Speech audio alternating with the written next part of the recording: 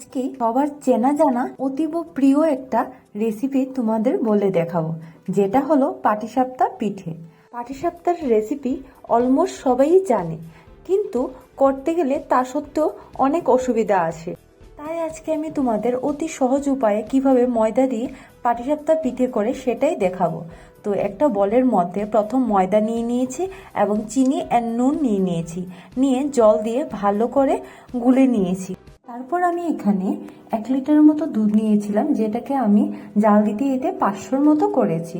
তারপর এখানে আমি চিনি দিয়েছি, এরপর চালের গুঁড়ো দিয়েছি, তারপর একটু ভালো করে নাড়িয়েছি। নাড়ানোর পর এখানে আমি গুড় দিয়েছি, নারকেল দিয়েছি আর এলাইচির গুঁড়ো দিয়েছি।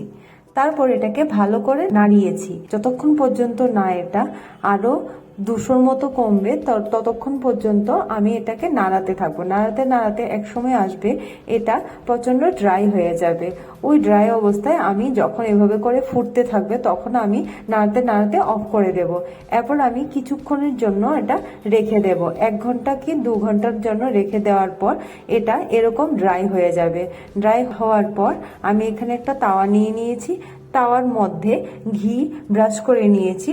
এরপর আমি এভাবে রাউন্ড করে ক্ষীর দিয়ে একটার পর একটা এরকম পাটিসাপটা বানিয়ে নিয়েছি। তো খুব সহজ উপায়ে আমি দেখালাম যে কিভাবে ময়দা দিয়ে পাটিসাপটা হয়। অনেকের ময়দা দিয়ে পাটিসাপটাটা হয় না, তাই আমি ময়দা দিয়ে কিভাবে সহজ করে করতে হয় সেটাই তোমাদের সঙ্গে আজকে শেয়ার করেছি। অবশ্যই তোমরা ভালো লাগলে আমার এই চ্যানেলটা ফলো করে দিও, আর নতুন নতুন রেসিপির জন্য আমার আগের ভিডিওগুলো দেখতে পারো।